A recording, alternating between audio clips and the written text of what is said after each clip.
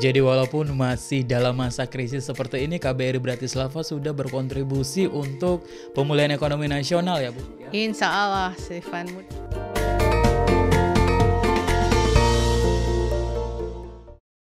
Selamat siang pemirsa, apa kabar Anda? Senang sekali saya Stefan Jami hadir ke hadapan Anda dalam edisi perdana podcast KBRI Bratislava. Pada edisi kali ini saya telah menghadirkan seorang narasumber yang sangat luar biasa. Beliau adalah Duta Besar luar biasa dan berkuasa penuh Indonesia untuk Slovakia. Ibu Duta Besar Adiat Widya Adiwoso. Ibu terima kasih sudah berkenan hadir di sini Bu. Terima kasih Stefan. Hari ini kita akan membahas mengenai sejarah hubungan diplomatik Indonesia dan Slovakia dan juga kondisi terkini mengenai COVID-19 di Slovakia. Bu, kita langsung saja pada pertanyaan pertama ya Bu ya. Ibu Duta Besar bisa menceritakan sedikit mengenai sejarah hubungan bilateral antara Indonesia dan Slovakia Bu? Oke, terima kasih Stephen. Terutama selamat atas perdananya podcast ini. Semoga dengan ada podcast ini masyarakat Indonesia dapat lebih mengenal dengan tugas dari KBRI Bratislava dan apa saja yang kita lakukan sebagai diplomat di Slovakia ini. Kalau boleh saya menyampaikan bahwa hubungan Indonesia dan Slovakia ini sudah berjalan kurang lebih 28 tahun ketika Slovakia itu melepaskan diri dari Cekoslowakia pada tahun 1993 dan Indonesia merupakan negara yang mengakui Slovakia sebagai negara berdaulat ya, dan sejak itulah hubungan kita terus meningkat dan Presiden Megawati pun pernah hadir di Bratislava ini pada tahun 2002 dan telah sepakat untuk menjalin kerjasama di 12 bidang. Kemudian ada kunjungan balasan dari Presiden Slovakia Gasparovic pada tahun 2011 dan menetapkan 9 prioritas kerjasama antara Slovakia dan Indonesia. Dan selain itu telah dibentuknya suatu mekanisme, 3 mekanisme sebetulnya adalah mekanisme konsultasi bilateral antara Slovakia dan Indonesia yang dilakukan setiap 2 tahun dan juga ada komisi bersama di mana membahas mengenai perkembangan kerjasama antara Indonesia dan Slovakia dan juga mekanisme kerjasama antara swasta. Dan kemudian di samping itu pun kita pun melakukan banyak sekali kegiatan seperti pendidikan, kerjasama kebudayaan. Dan itu terus berkembang meskipun dalam keadaan COVID saat ini pun kami telah melihat celah-celah untuk kerjasama bukan saja di bidang ekonomi maupun juga kebudayaan. Saya bisa katakan bahwa hubungan secara politik antara Slovakia dan Indonesia ini tidak ada masalah.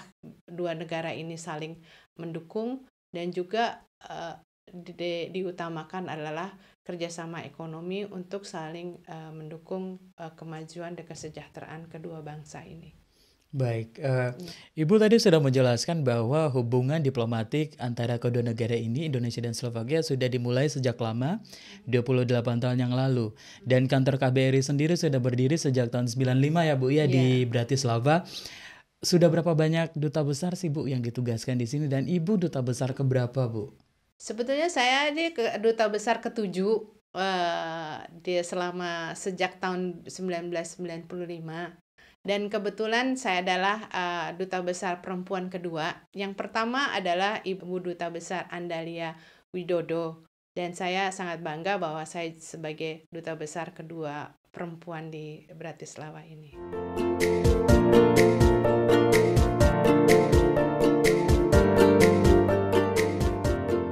Ibu Dubes, kehadiran dari sebuah kedutaan besar Republik Indonesia di luar negeri itu kan tentunya mempunyai fungsi masing-masing. Nah, fungsi dari kedutaan besar Indonesia di Bratislava itu seperti apa, Bu? Biar teman-teman kita di rumah yang nonton saat ini juga bisa tahu Ya, terima kasih Stephen. Ini memang suatu pertanyaan sering ditanya oleh warga negara kita. Apa sih tugas-tugas KBRI ini?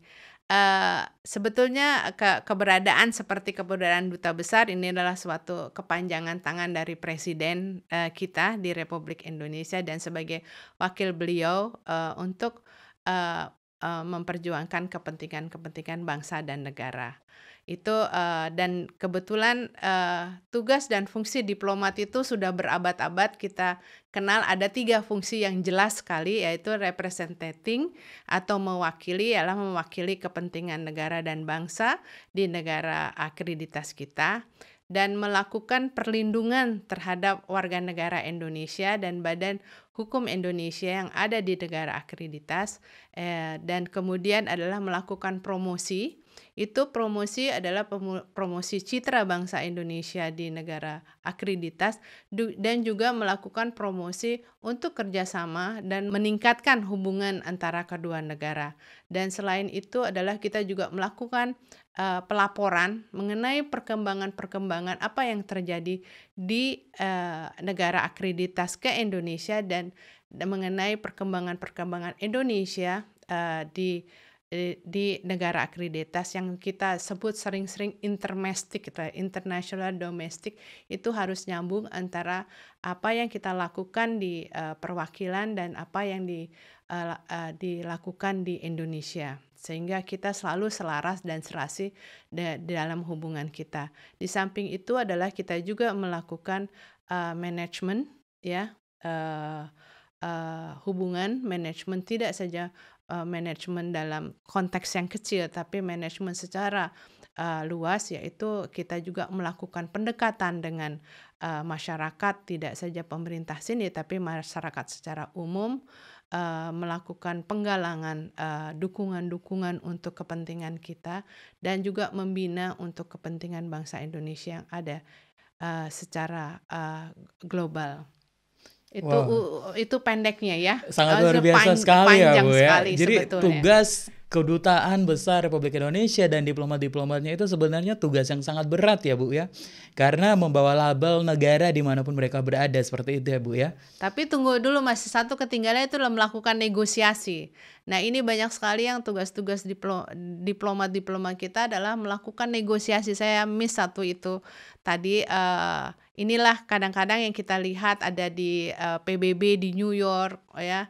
Tidak saja di multilateral tapi bilateral kalau kita sedang melakukan negosiasi perjanjian kerjasama itu kita selalu melakukan negosiasi yang kadang-kadang cukup memakan waktu, alot dan mempersiapkannya sehingga dapat menemukan titik temu antara kepentingan kedua negara. Itulah yang salah satu penting buat seorang diplomat maupun di mana apapun jabatannya harus bisa melakukan negosiasi. Maaf itu saya tambahkan tadi. Terima kasih Bu Duswa, luar biasa sekali tugas dari seorang diplomat. Mari kita berikan apresiasi untuk diplomat-diplomat kita.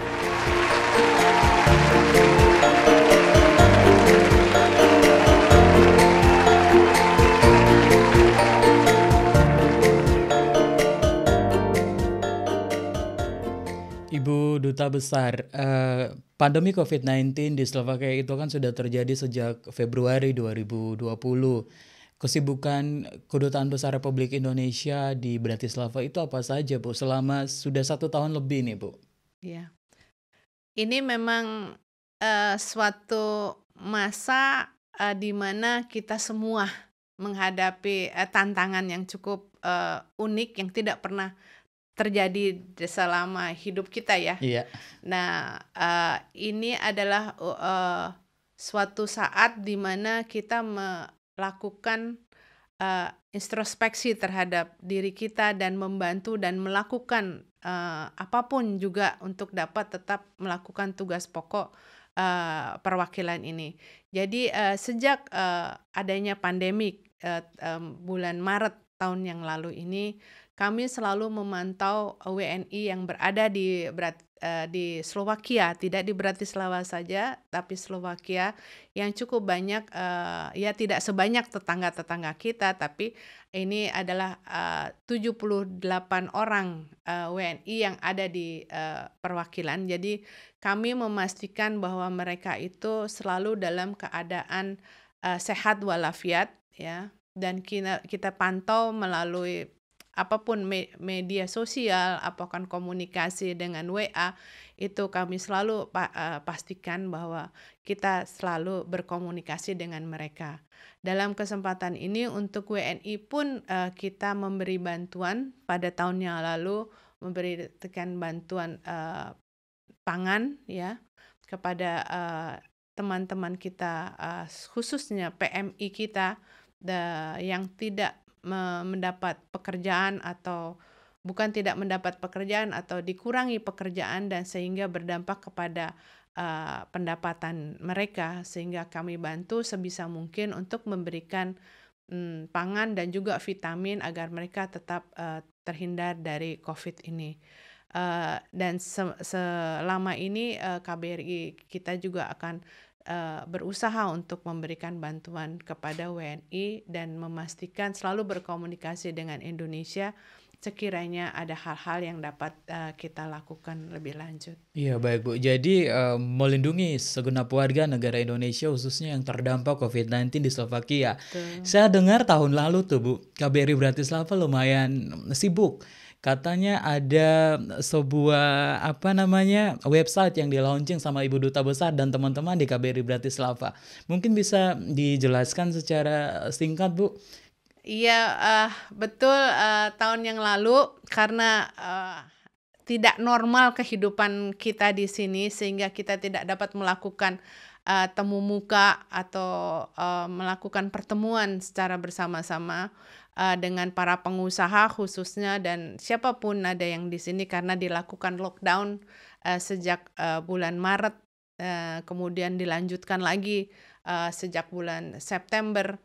Nah, dan kami di KBRI ini tetap melakukan usaha untuk melakukan promosi, ya, sehingga kami membentuk suatu virtual Indonesian House yang memuat mengenai informasi tentang Indonesia dan mengumpulkan nama-nama pengusaha Indonesia dan juga Slovakia yang kita launch pada waktu itu pada tanggal 24 September tahun 2020, dihadiri, dan kebetulan waktu saat itu tidak ada lockdown, agak loose sedikit, sehingga kami berhasil mengumpulkan kurang lebih 30 pengusaha untuk melihat atau mengikuti launch-nya ini juga dengan pihak Indonesia. Jadi dengan virtual house ini kami harapkan merupakan suatu platform untuk mengembangkan kerjasama ekonomi kita dengan para pengusaha di Slovakia, dan ini disambut baik oleh Indonesia, oleh Kamar Dagang Indonesia maupun juga pengusaha-pengusaha Slovakia di sini. Dan selain itu pun kita berusaha untuk tetap mengikutkan pengusaha-pengusaha Slovakia dalam acara-acara webinar yang diselenggarakan di Indonesia maupun pameran-pameran trade Indonesia melalui virtual. Jadi kita sekarang dalam upaya untuk melakukan new normal, ya, mengurangi kontak dan dilakukan secara virtual semuanya. Jadi walaupun masih dalam masa krisis seperti ini, KBRI Bratislava sudah berkontribusi untuk pemulihan ekonomi nasional ya Bu, secara tidak langsung melalui promosi UMKM kita yang ada di website Virtual Indonesian House ya Bu ya. Insya Allah, Stefan, mudah-mudahan saja bisa dimanfaatkan. Sebagai KBRI ini memfasilitasi dan mencari jalan bagaimana terus meningkatkan hubungan kita dengan Slovakia. Dengan cara apapun juga, dengan meskipun secara virtual dan secara kadang-kadang saya harus berlakukan negosiasi melalui telepon, itu pun kita akan lakukan. Iya. Jadi teman-teman semua yang mungkin punya bisnis UMKM yang mau dipromosikan di Slovakia bisa menghubungi KBRI Bratislava agar profil perusahaan dan juga produknya bisa kita tampilkan di website KBRI Bratislava. Silakan dengan senang hati.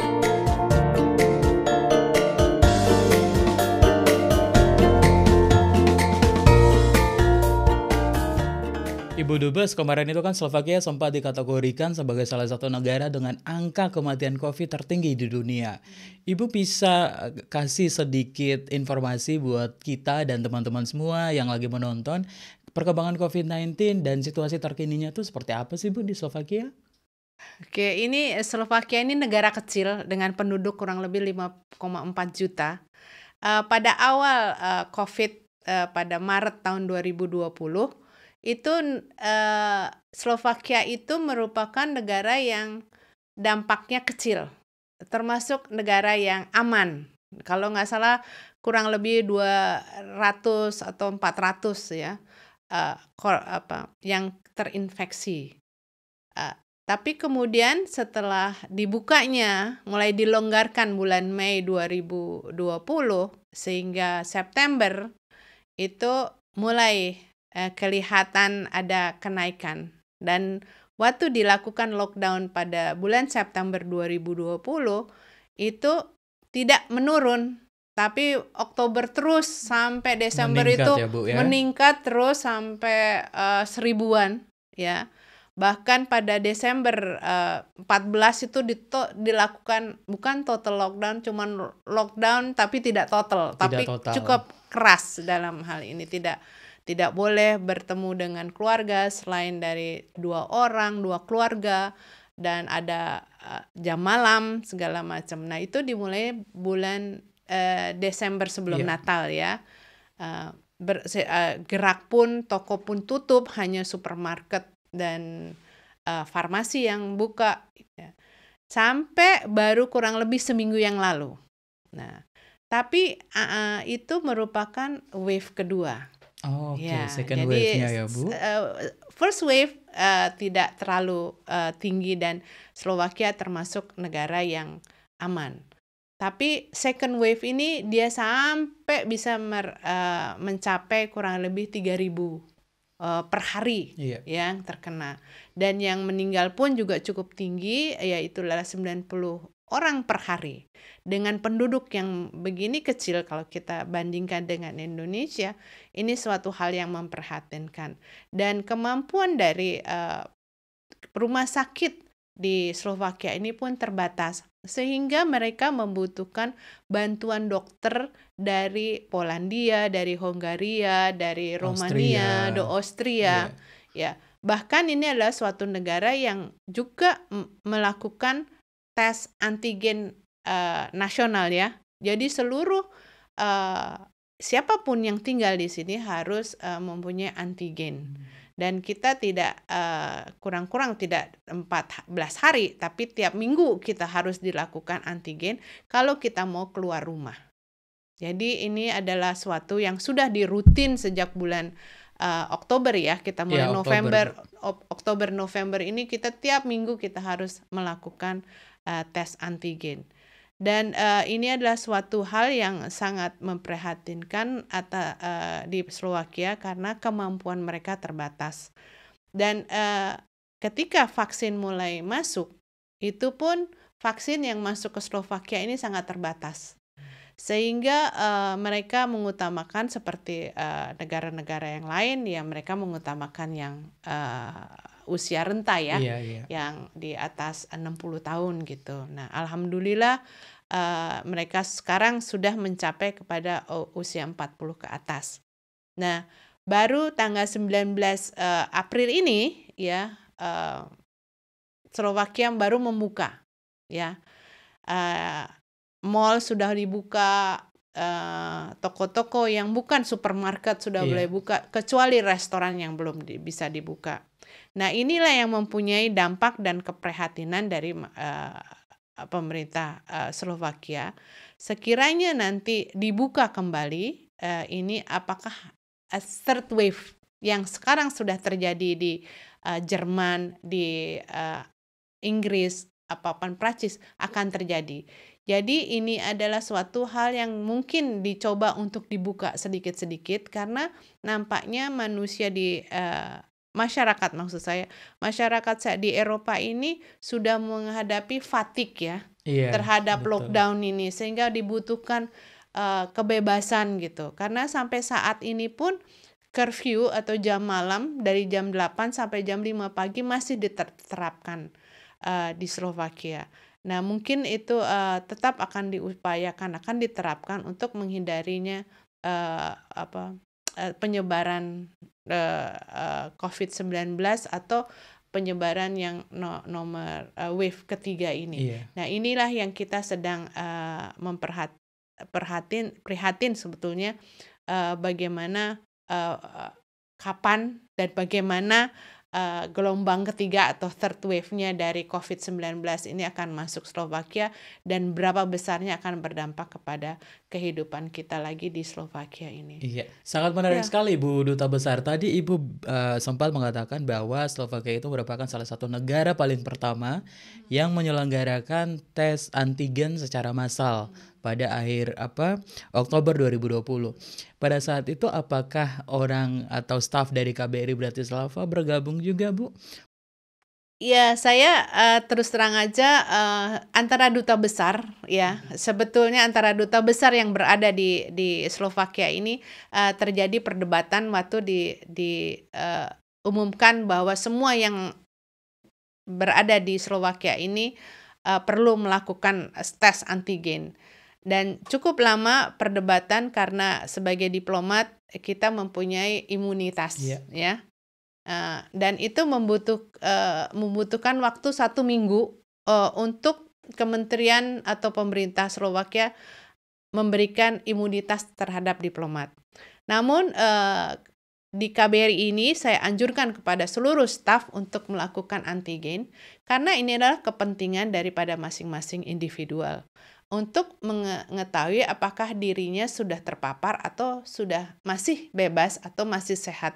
Jadi sampai saat ini alhamdulillah staf KBRI seluruhnya termasuk saya pun melakukan antigen setiap minggu untuk kepentingan diri sendiri. Jadi dalam hal ini saya sangat mendukung sehingga kita tahu kesehatan kita adalah benar ya, kalau saya bilang benar dan tidak menghindari adanya ketakutan untuk melakukan antigen karena ini adalah merupakan kepentingan dari kita semua ya. Betul. Karena kita misalnya satu malas antigen, tiba-tiba dia terkena COVID, Betul. seluruh KBRI bisa tutup. Nah, ya. Harus dikarantina Iya, semuanya Bu, dikarantina sehingga itulah yang saya mengharapkan semua melakukannya itu. Dan kebetulan sekarang ada satu keluarga yang terkena COVID-19 dan kami semua berusaha untuk menjaga agar KBRI ini bersih dari COVID-19.